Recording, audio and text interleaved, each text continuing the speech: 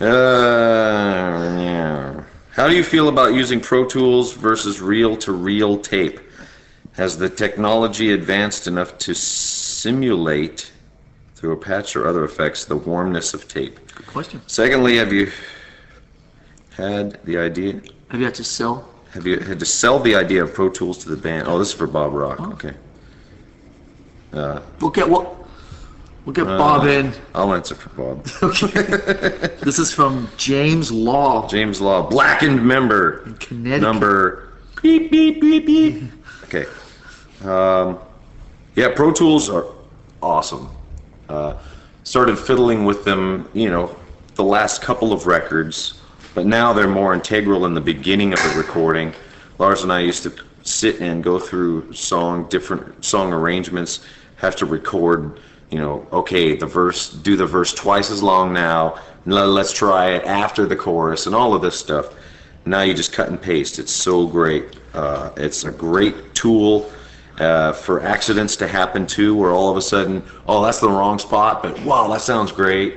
Or sounds, there's a sound that you found on there, and you can put it into a percussive mode. There's a lot of percussive feels that happen with duplicating parts. But also for the guitars, we'll go from Pro Tools back onto tape, and then back to Pro Tools to get the warmness. Sometimes. Doesn't necessarily have to be that way. James. How do you feel about using Pro Tools versus reel-to-reel tape? Has the technology advanced enough to simulate, through a patch or other effects, the warmness of tape? And secondly, have you had to sell the band on the idea of Pro Tools? Did you have to sell us on the idea of Pro Tools? No. Sell us your Pro Tools. Not really. The Pro Tools thing is getting better and better each year. This time we're using the Pro Tools HD, which is 24-bit 96K, which is sounding better and better. We're still going to use analog tape eventually for some of the guitars, but we're just getting all the bits down and kind of edit it in song shape, and then we're probably going to go to analog and choose which feels best to us. It'll probably be a combination of them both, which is usually what I end up doing. I didn't have to sell these guys. They just want the album to sound really good. So the Pro Tools thing, what it's doing this time for us is just giving us so much in the way of creative power. So we're using that part of it. So there you go. That's from Sordid Darkness. Thank you. Sordid Darkness. Where's Sordid Darkness? From Novato, California. Sordid Darkness. Sorted in the darkness. Do you guys ever let your kids into the studio? Let them in. Get out, kids! Yeah. To listen to you play, just show them around. Hi, kids, here's the kitchen. Or try to play songs and stuff with them. Yeah, the kids are down here. I wish they'd come down more, but yeah, they come and hang out every once in a while, and especially when all the kids were together over the summer, it was great. All the kids would come and hang out. Zach had all his kids here, and Bob has his kids. I bring my kids down, and we throw them in a big pile and see who wins. See who wins. Comes out on top. Yeah, bikes. I mean, there's tons of bikes in the back. I mean, it's like a playground. It's awesome. Lots of cool inspiration from them. Just the innocence, the cool questions, they come up with. It's great. Just wondering if you guys are going to have any longer songs on the new album, or if they're going to clock in around 5 minutes. That's from In Love with Alicia. Alicia. From soon to be California. He, we presume it's a he, right? Well, if they're moving to California, Or just to maybe be not. with Alicia. That's commitment. I don't even know how long the story Yeah, I have no idea how long any of the songs are. Don't work They with all that at all. seem about 5 or 6 minutes. They seem like 2 cycles long. All of them. Okay, all right, here. Find another one? Digital Monster. Well, I wasn't actually screening them. From Indianapolis, are you going to release the next album on the 20th birthday of Kill 'Em All? So I presume birthday is the release date. When did Kill 'Em All come out? Oh, Kill 'Em All came out in 83. August 83. August 83, yeah. August of 2000. You know what? I'm gonna go out on a limb here. I hope this record comes out before August next year. Absolutely. So I think we have a good shot. Am I being out of line by saying that? I think we have a good shot at getting this record out before that. So we will do what we can to try and get it out. Hopefully, like next spring or something. Metallic. Metallic Aggie, Metallic Aggie. Metallic Doggy.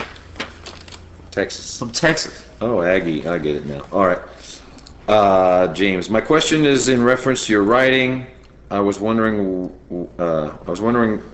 what are some of your influences for your lyrics on the new album? Did your time in rehab give you time to reflect on some feelings or experiences that you wanted to express lyrically? Did the events of 9/11 open up some emotion? Well, yeah, the influences now are life and kind of my second wind in life, or whatever you want to call it. Like turning a corner. Life feels really good. Yeah, new Your lease new on life. lease on life. Rebirth day. Yeah, I mean, there's tons of lyrics. I mean, I would say that a lot of, I mean, pretty much all of this stuff is coming from the struggles we've shared with each other, and we've grown with, you know, Phil has cracked the ice on some of that stuff, and so a lot is flowing out. A lot. A It's lot of it has to do with family history as well. struggles that we all, you know, sharing in broken feelings of life, you know, it's awesome. 9/11 opened up some emotions. Bob had us try and attempt touching on some of that.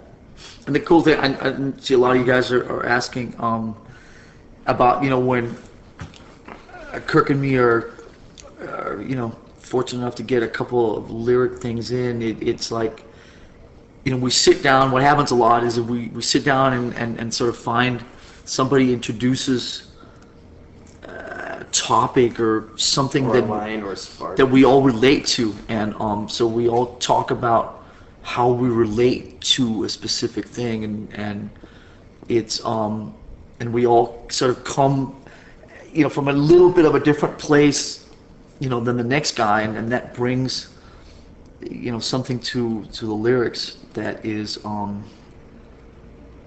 just different, unique, and it's really you know, I think a lot of my take is a lot of you guys out there are wondering if, you know, there's going to be a bunch of, you know, stuff about James's rehab, and it, like you said, you know, it's just life experiences and a lot of stuff that relates to our relationships, how we deal with each other, and how we deal with the people we're close to, and that's sort of like what's so cool about James opening up and letting me and Kirk partake in that a little bit, is that it, you know, it's a lot about how we deal with each other, and And it's a lot about events that have everything to do with the making of this album too, which Yeah. is really, I think, really cool, because you get a more complete picture. I feel that way.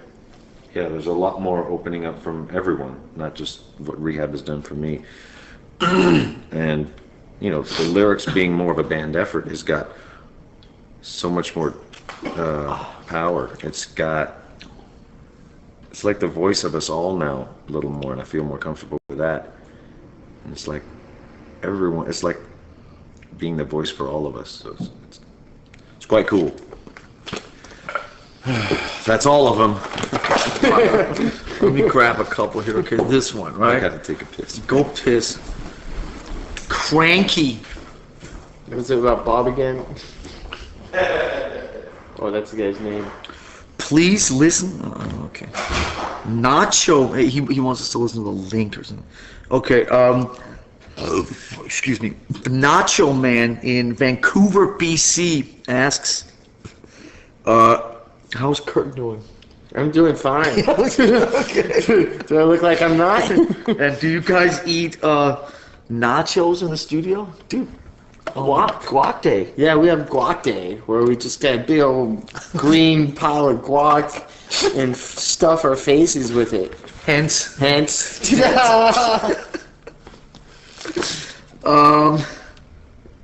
Oh man, do sure. Is Lars's version of Wonderwall gonna be on the new album? I really appreciate this. I can sing it right now. Today is gonna. No, maybe I shouldn't. But we should sing. You should play. Lars and I actually have a little song that we kind of collaborated on. It's called Lars's Song, and he plays guitar, he plays chords, and I sing. Oh yeah. Yeah. Oh, we could play that for them one We'll day. play it later on. Okay. But yeah, it's our little tune. I think it blows away Wonderwall, if you ask me.